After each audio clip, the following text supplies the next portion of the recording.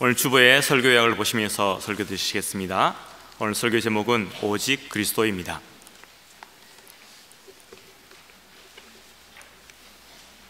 기독교 설문조사 기관 중에 바나 리서치라는 곳이 있습니다. 그곳에서 발표한 내용인데요, 미국에서 자신이 거듭난 기독교인이라고 밝힌 이들이 교회 다니는 것, 또 우리의 신앙생활에 대해서 이렇게 응답했습니다. 25%가 모든 사람들이 결국에는 구원받는다 했습니다. 그리고 16%의 사람들은 모든 종교는 같은 길을 가르치기 때문에 종교에는 별 차이가 없다라고 그렇게 대답했습니다. 쉽게 말해서 예수 안 믿어도 구원받는다는 말입니다. 그 다음 해에 한국 목회자협의회에서 개신교인 1000명에게 신앙생활하는 이유를 물었습니다. 한국 사람들이 이렇게 대답합니다.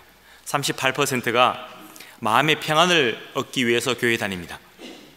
그리고 31%만이 구원과 영생을 위해서 교회 다닙니다. 교회 다니는 이유 중에 구원받으려는 이유가 3분의 1밖에 되지 않습니다. 요즘은 기독교가 다른 종교들에 비해서 종교 이탈률이 가장 높다는 그런 조사 결과가 있습니다. 다른 곳에 가도 구원받고 교회는 마음 편하자고 다니는 곳이라면 굳이 교회 다닐 필요가 없는 곳이죠. 지난주가 종교개혁 500주년이었지 않습니까? 만약에 종교개혁자들이 이런 모습을 본다면 참 가슴을 칠 것 같습니다. 이것은 종교개혁의 정신과는 사뭇 다른 것이기 때문입니다. 종교개혁할 때 개혁자들이 내세웠던 유명한 슬로건 5개가 있는데요, 혹시 뭔지 아십니까? 그것을 영어로 Five Solas라고 이렇게 부르죠. 오직이라는 말이 5개가 들어갑니다. 네, 같이 한번 따라해 볼까요? 오직 하나님께 영광, 오직 믿음, 오직 은혜, 오직 성경, 오직 그리스도. 오늘 제가 설교 드리는 것은 뭘까요? 오직 그리스도입니다. 네, 저희들은 오늘 오직 그리스도에 대해서 생각해 보려고 합니다. 종교개혁은 오직 그리스도의 정신을 회복하기 위해서 싸웠던 싸움이기 때문입니다. 오늘 설교를 통해서 우리들이 어떻게 오직 예수, 오직 그리스도의 신앙을 회복하며 살아갈 수 있을지에 대해서 생각해 보려고 합니다. 첫 번째로 예수님만이 구원자입니다. 이 부분에서 우리가 교회사 이야기로 좀 돌아가 보아야 되겠습니다. 중세 때 가톨릭은요, 예수님만이 구원의 방편이라고 생각하지 않았습니다. 아니, 감히 그렇게 생각할 수가 없었습니다. 이 미천한 인간들이 어떻게 감히 예수님께 직접 나아간단 말입니까? 그것은 어불성설이었습니다. 그래서 예수님께 나아가기 위해서 뭔가 다른 것이 필요했습니다. 가톨릭에서는 성직자들을 통해서 예수님을 믿었습니다. 중세에는 예수님께 나아가기 위해서 성직자들을 통해서 나아가야 된다라는 생각이 발전했습니다. 신부들이 집례하는 성례를 받으면 이제 구원받을 수 있겠다라고 생각한 거죠. 예수님이 신부들에게 죄 용서하는 권한을 주셨다고 생각했습니다. 그래서 회개할 때도 신부에게 가서 고해성사를 합니다. 그 사제가 하나님의 용서와 은혜의 구원의 은혜를 전달해주는 통로가 되는 것이죠. 그러면 반대로 신부가 그 통로 역할을 해주지 않으면 어떻게 되겠습니까? 그 은혜를 전달해주지 않으면 일반 성도들은 구원받지 못한다는 그런 논리가 성립되어졌습니다. 그래서 중세에는 교황이나 다른 사제들이 아주 중요한 존재가 되었습니다. 한 사람의 구원을 좌우할 수 있는 그런 힘과 능력이 있다고 생각했기 때문입니다. 또한 가톨릭에서는 기도할 때 성인들을 통해서 기도하잖아요. 쉽게 말하면요, 여러분 집에 말썽쟁이 아들이 있다고 쳐봅시다. 그럼 그 아들이 아빠에게 뭘 해달라고 부탁하면 아빠가 잘 들어줍니까? 잘 안 들어주죠? 미운 털이 박혀서 뭐 잘 안 해줍니다. 아빠 100불만 주세요. 그러면 저놈이 저거 가지고 가서 또 무슨 짓을 하려나, 무슨 사고를 치려나 걱정이 돼서 안 줍니다. 그렇지 않습니까? 근데 옆에서 엄마가 와서 아니 실은 저희가 옆집에 하고 무슨 일이 있었는데 이렇게 돼서 옆집에 한테서 뭐를 얻어먹었어. 그래서 오늘 가서 그걸 좀 다시 사주려는 것 같아. 같이 친구끼리 사주고 또 얻어먹고 그렇게 해야 되지. 계속 얻어먹으면 안 되잖아요. 이번에 돈 줘서 좀 사주게 합시다. 그러면 아빠가 돈을 주겠습니까? 안 주겠습니까? 주죠. 왜 줍니까? 엄마가 그 일에 대해서 잘 설명해주고 얘기를 해주니까 이해를 해서 돈을 준다는 것입니다. 우리 기도하는 것도 이와 비슷하다고 생각했습니다. 우리는 다 죄인이잖아요. 하나님이 보시기에 이 나쁜 죄인을 보기에 얼마나 한심할까. 이 흉악한 죄인이 예수님께 기도하면 예수님이 잘 안 들어주실 것 같아요. 그래서 우리 옆에서 편들어 줄 사람이 필요하다는 겁니다. 그게 누굽니까? 그게 성인들입니다. 성인들은 평소에도 열심히 신앙생활 잘해서 하나님께 사랑을 받는 분들이니까 그 성인들에게 기도하면 그 성인이 우리를 대신해서 하나님께 아뢰어주면 하나님께서 우리 기도 더 잘 들어주시지 않을까, 그렇게 생각했습니다. 그 성인들 중에서 제일 효험 있는 성인이 누구겠습니까? 맞습니다. 마리아. 맞습니다. 성모 마리아입니다. 예수님이 자기 엄마 부탁은 잘 들어줄 거라고 생각했습니다. 그래서 캐톨릭이 마리아를 점점 더 높이더니만 어느 순간인가 신격화하기 시작했습니다. 요즘도 캐톨릭에서는 마리아를 부르는 호칭이요, 하나님의 어머니입니다. 우리 구원의 공동 구속자라고 부릅니다. 그런데 성경은 뭐라고 말합니까? 요한복음 4장 16절에 예수께서 가라사대 내가 곧 뭐라고요? 길이요 진리요 생명이니 나로 말미암지 않고는 아버지께로 올 자가 없느니라 했습니다. 그래서 반기를 들고 일어선 것이 종교개혁이었습니다. 솔로스 크리스투스, 오직 그리스도, 오직 그리스도를 외쳤습니다. 성례에 참석하거나 선행을 많이 행하거나 해서 구원받는 게 아니라고 했습니다. 마리아 같은 분에게 부탁을 해야 구원받고 또 교황이나 다른 사제들이 우리 구원을 좌지우지할 수 있는 것이 아니라고 했습니다. 우리 구원은 오직 예수님께 달려있는 줄 믿습니다. 오직 예수님만이 우리 구원의 통로라고 외쳤습니다. 다른 무엇도 구원의 효과가 없습니다. 우리 대부분은 이것을 잘 알고 있습니다. 우리 모두가 아마도 예수님 믿으면 구원받는다고 동의하실 겁니다. 그런데요, 여기에 함정이 있습니다. 구원을 과거에 일어난 사건으로 보면요, 이 이야기가 이미 다 배운 이야기입니다. 처음에 예수님 믿을 때 목사님하고 저 당회실에서 앉아서 구원에 대해서 공부할 때 다 배웠습니다. 다 고백했습니다. 그래서 세례 받았습니다. 이미 그것이 어떤 분은 10년 전, 20년 전, 50년 전 이야기입니다. 다 아는 이야기인데 오늘 설교에서 그 얘기를 또 듣습니다. 그러면 어떻습니까? 지겹죠.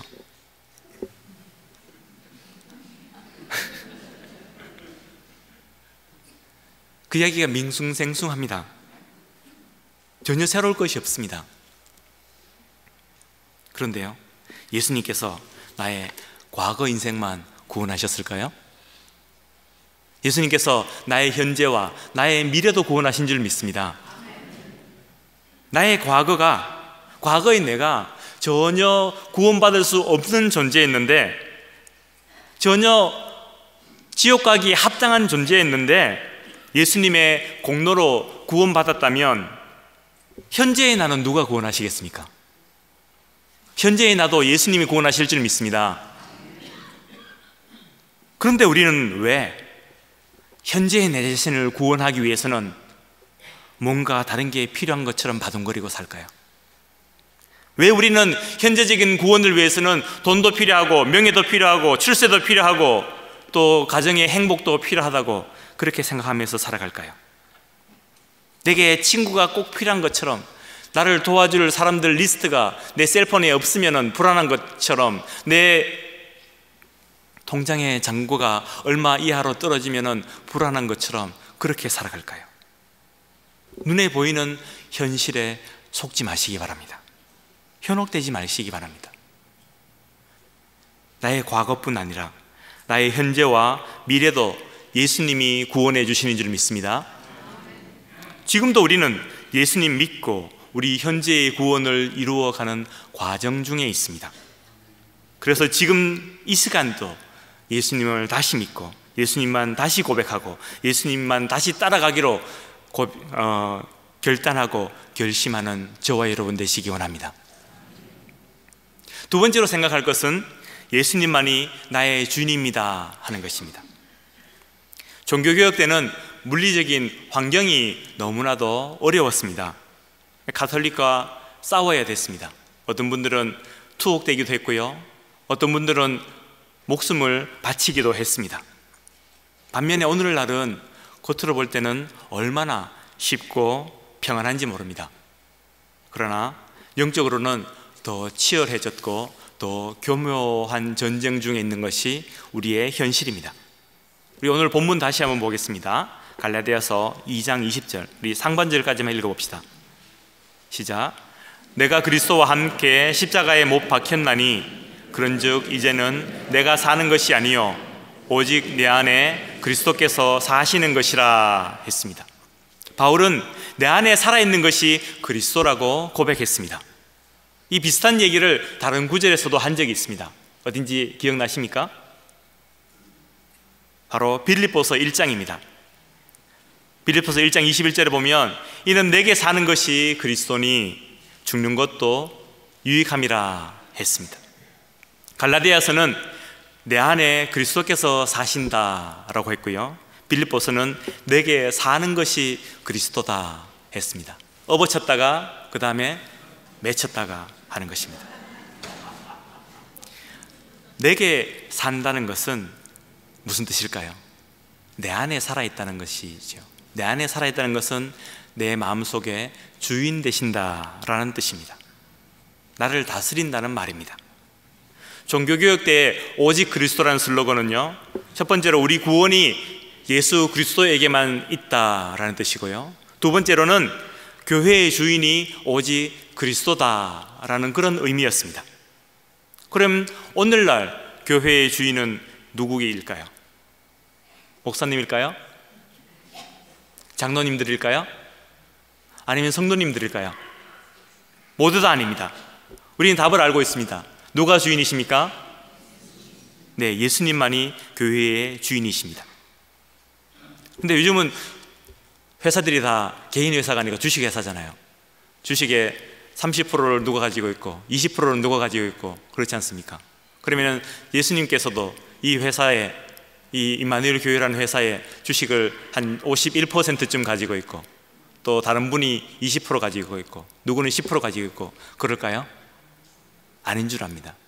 오직 100% 예수님께만 주식이 다 속해 있는 줄 믿으시기 바랍니다. 예전에 가정교회 세미나 갔을 때 들은 이야기인데요, 휴스턴 서울교회에 가서 얘기를 들은 것이 지금 또 생각이 납니다. 텍사스의 어느 교회 마당에서 석유가 터졌답니다.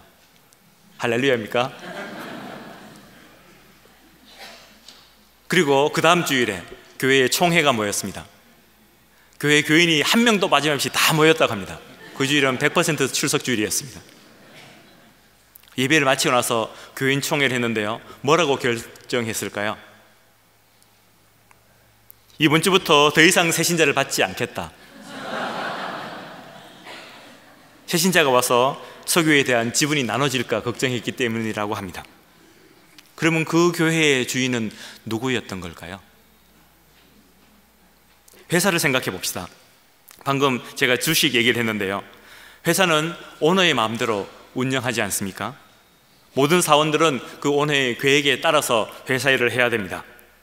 어느 회사든지 경영자의 경영 방침대로 일해야 그 회사에서 잘 일할 수가 있습니다. 그러면 교회는 어떠해야 하겠습니까? 교회의 주인이 예수님이라면 교회는 누구의 뜻대로 움직여야 할까요? 예수님의 뜻대로 움직여야 되죠. 그럼 우리 자신에게 다시 한번 적용해 봅시다. 요즘 교회에 다니는 분들 치고 교회는 이래야 된다 저래야 된다는 생각을 안 가진 분이 한 분도 없으실 것입니다. 누구나 교회에 바라는 점이 있으십니다. 교회는 좀 더 이쪽으로 치중했으면 좋겠다. 교회는 이쪽으로 나갔으면 좋겠다. 교회가 내한테 좀 이렇게 해주면 좋겠다. 교회가 저분한테 좀 저렇게 해주면 좋겠다 라는 생각들을 우리는 다 하게 됩니다. 교회에 오래 다닐수록 그런 생각들을 더 많이 하게 됩니다. 그러나 내가 원하는 교회가 아니라 예수님이 원하시는 교회, 예수님이 주인 되어서 움직이는 교회가 되어야 될 줄 믿습니다.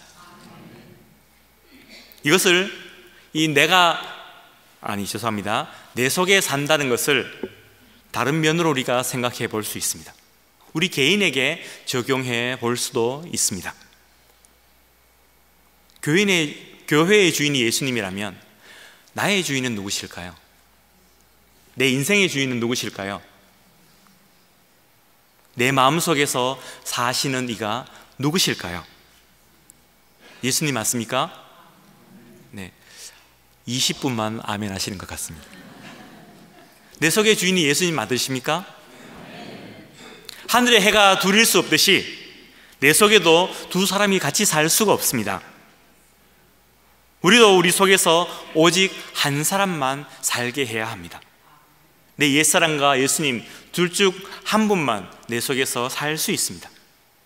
그래서 우리 신앙이라는 것이 내 옛자아를 죽이고 예수님만 내 속에서 사시게 하는 여정인 것이죠. 내 자존심을 죽이고 내 자아를 죽이고 내 생각을 죽이고 내 욕심도 죽이고 내 혈기도 죽이고 내 속에 오직 예수님만 살게 해야 되는 줄 믿습니다. 이것을 그림으로 잘 표현한 것이 사형리입니다. 사형리를 보면 내 마음속에 대한 그림이 나옵니다. 거기는 두 가지 그림이 있는데요, 그 마음속에 중심에 의자가 있습니다. 이 의자는 그냥 의자가 아니라 그 마음속에 왕이 앉는 왕자입니다. 첫 번째 그림은요, 내가 내 마음속 의자에 앉아 있습니다. 다시 말해서 이 그림은 내가 나의 주인인 사람입니다. 내 인생의 왕자에 내가 앉아 있으면 그리스도는 어디 있습니까? 예수님은 내 마음 밖에 있습니다. 모든 일을 내 자신이 주관하기 때문에 자주 좌절과 혼란에 빠지게 됩니다.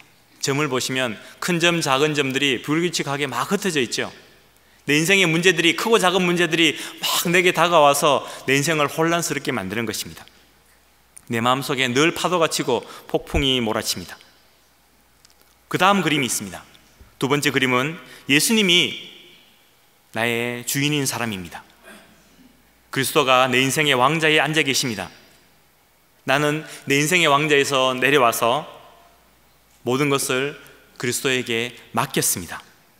모든 일을 주님께서 주관하시기 때문에 내 인생은 하나님의 계획과 일치된 생활을 하게 됩니다. 점들이 보시면 다 규칙적으로 균형 잡히게 흩어져 있는 것을 볼 수가 있습니다. 성도 여러분이요, 내 마음속에 왕자에서 내려오시기 바랍니다. 오직 예수님께 그 자리를 양보하시기 바랍니다. 그럼 그때에 하늘 축복이 우리에게 넘치게 될 줄 믿습니다. 그런데 우리 자신을 보면 의자의 주인이 자꾸 바뀌는 것 같습니다. 교회 올 때는 예수님이 주인이신데 회사에 가면 세상의 법칙이 주인 자리를 차지합니다. 설교를 들을 때는 예수님이 주인 자리에 앉아 계신데 애가 성적표를 받아오면 A+가 주인 자리에 앉아 있습니다. 평소에는 꽃으로도 아이를 때리지 말라, 그 말을 신봉하면서 예수님의 사랑으로 애를 양육하는데 애가 어제 산 100불짜리 향수를 깨뜨리면 어떻게 되겠습니까? 그러면은 갑자기 내 뚜껑이 확 열리고 전기가 확 올라옵니다. 그래서 예수님이 주인 되셨던 자리에 내가 앉아서 내가 그 아이들을 양육하기 시작합니다. 뭐로요? 맴매로. 기도할 때는 예수님이 주인 자리에 앉아 있는데 동창들을 만날 때는 내 자존심이 주인 자리를 차지하곤 합니다. 이것을요, 옛사람과 새사람의 투쟁이라고 부릅니다. 또는 성화의 과정이라 부르기도 하고요, 현재적 구원의 여정이라 표현하기도 합니다. 어려운 신학적인 용어들을 우리가 모른다 손 쳐도 상관없습니다. 중요한 것은 오직 예수님만이 내 속에서 주인 되시는 건 줄 믿습니다.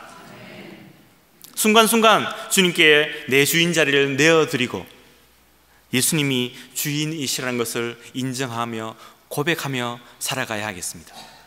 설령 내 눈앞에 보이는 환경이 그렇지 않아 보일지라도, 설령 내 마음속에 감정이 그것을 인정하지 못한 그런 상황이 닥쳐올지라도 내 속에서 내 영에게 말하기를 너는 걱정하지 마라, 너는 두려워하지 말라, 너는 오직 하나님만 바라라, 너는 오직 예수님만 주인으로 인정하며 살아가라, 예수님의 다스림에 복종하며 살아가라 라고 우리 자신에게 외치는 저와 여러분 되시기 바랍니다.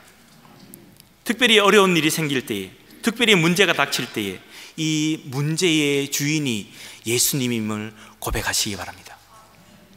이 문제를 주신 분이 예수님이라면 이 문제를 해결하고 거두어 가실 분도 예수님임을 고백하시기 바랍니다. 그리고 주님께 내어드릴 때에 주님께서 우리 모든 상황 가운데 역사해 주실 줄 믿습니다. 세 번째 우리가 생각할 것은 오직 예수 그리스도입니다. 갈라디아서 2장 20절 상반절까지만 다시 한번 읽어보겠습니다. 내가 그리스도와 함께 십자가에 못 박혔나니 그런즉 이제는 내가 사는 것이 아니요 오직 내 안에 그리스도께서 사시는 것이라 했습니다.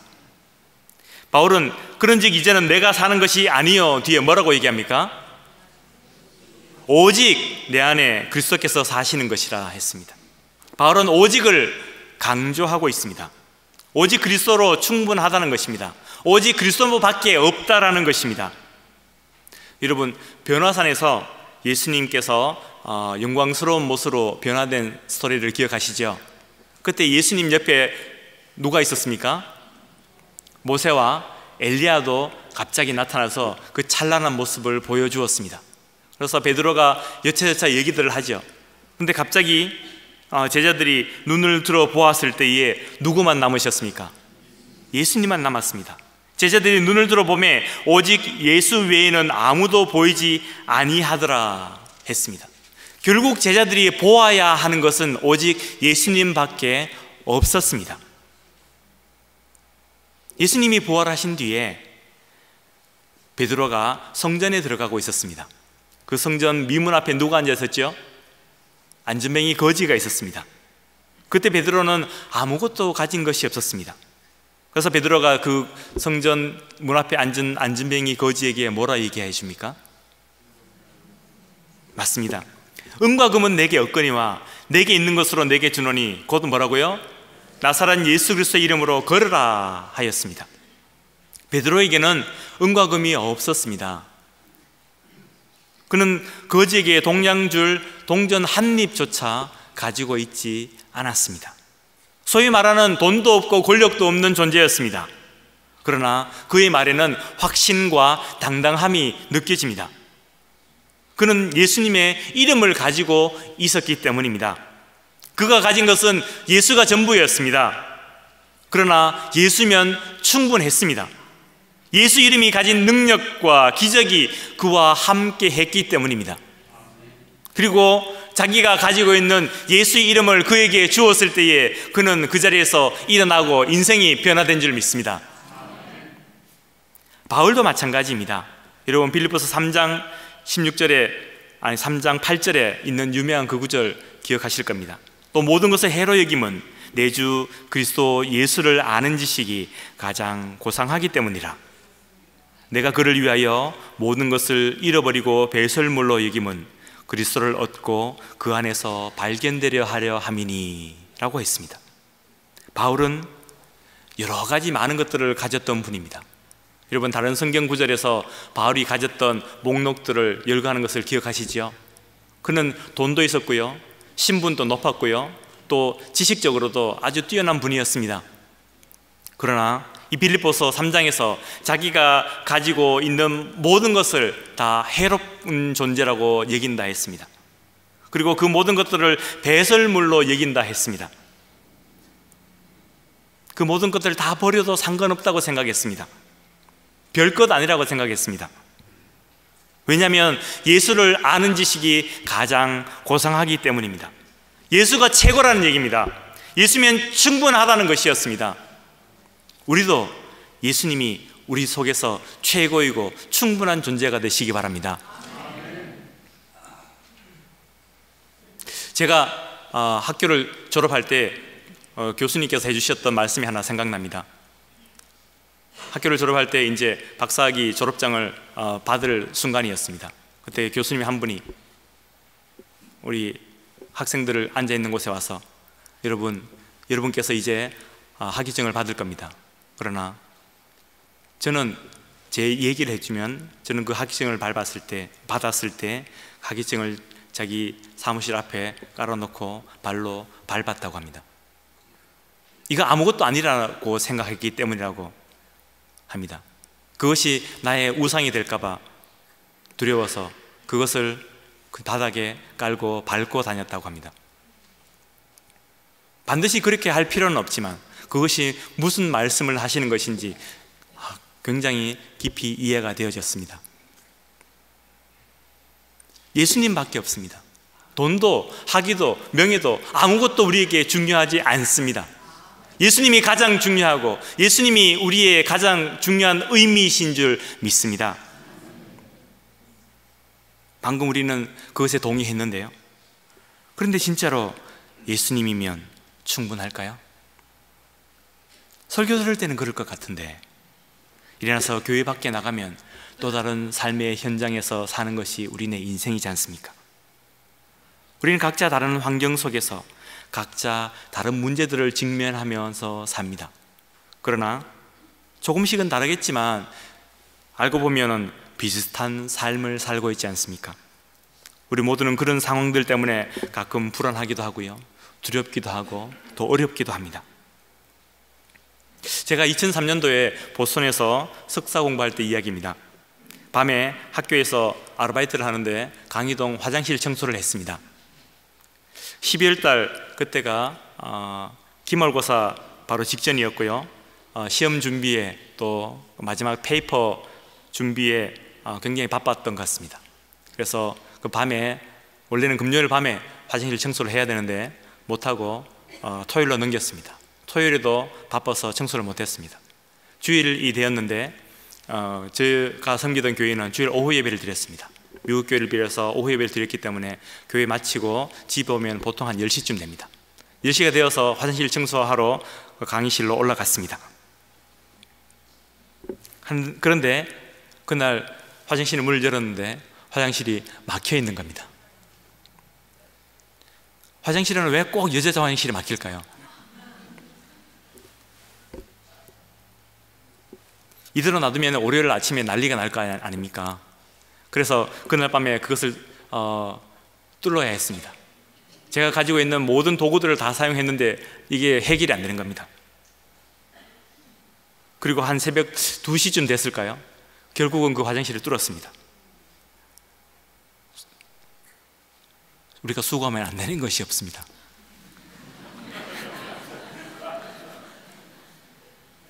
막힌 것을 뚫고 넘친 것을 다 치우고 그래서 깨끗하게 만들어 놓고 이제 건물 밖으로 나왔는데 이 보스턴은 겨울에 눈이 자주 오거든요. 마침 그때도 밤새 눈이 내렸습니다. 그래서 차가 눈에 덮여서 움직이기가 어려웠습니다. 온천지가 눈인데 지금 어디가 길인지 어디가 잔디인지 구분을 할 수가 없을 정도였습니다. 그래서 차를 모는 것을 포기하고 걸어서 내려왔습니다. 한 뼘 이상 눈이 왔던 것 같습니다. 발목 넘게 눈이 푹푹 빠지는 길을 걸어서 내려오고 있는데요. 그런데 갑자기 내 속에서 내가 지금 뭐 하고 있지? 그런 생각이 드는 겁니다. 내가 그냥 한국에 있었으면 그 교회 시스템 속에서 그 교회 성도들과 함께 잘 지내고 있었을 텐데 내가 지금 이 땅에 와서 왜 지금 이렇게 사서 고생을 하고 있지? 남들은 다 자는 새벽 시간에 나는 왜 화장실을 뚫어야 되지? 그런 생각이 들었습니다. 그때 제가 공부하는 이유를 다시 진지하게 고민하게 되었습니다. 나는 왜 공부할까? 무슨 부귀영화를 누리겠다고 지금 이러고 있을까? 왜 이 고생에도 불구하고 학교를 계속 다녀야 될까? 그때 돈도 명예도 출세도 제게 답이 안 되었습니다. 그러던 중에 제가 생각한 것은 답은 예수님밖에 없다는 것이었습니다. 맞아, 다른 건 다 이유가 안 돼. 내가 공부하는 것이 예수님 때문이었지. 내가 교회에 있다가 예수님을 더 잘 섬기기 위해서 공부해야 되겠다고 생각했지. 그러기 위해서 내가 태평양을 건너왔지. 주님께 쓰임 받는 것이 내 소망이었지.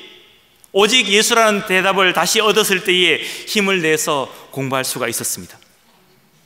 아마 그날 제가 막힌 비행기에 시험 들어가지고 한국 돌아갔다면 오늘 여러분 못 만났을지 모르겠습니다. 오직 예수님 덕분에 여러분 다시 만날 줄 믿습니다. 세상은요, 날마다 우리에게 도전합니다. 진짜 예수면 충분하니? 진짜 예수면 되니? 아니야. 이것도 있어야 되고 저것도 우리에게 너무 필요해. 세상은 우리를 속이고요, 우리를 불안하게 만듭니다. 그래서 예수님 말고 다른 것을 자꾸 추구하게 합니다. 예수님을 따라가긴 하지만 플러스 알파로 이것도 있어야 되고 저것도 있어야 되는 것처럼 우리를 유혹합니다. 그런데 우리가 오직 예수를 붙드는 실력이 언제 나오겠습니까? 내가 바닥을 칠 때, 내가 사방이 막힌 것 같을 때, 내 인생에 후회가 있을 때, 모든 것을 다 포기하고 싶은 그 순간이 바로 오직 예수님 붙드는 순간인 줄 믿습니다. 바로 그때가 예수님이 내게 의미 있고 예수라는 이름이 내게 오직이 되는 그 순간인 줄 믿습니다.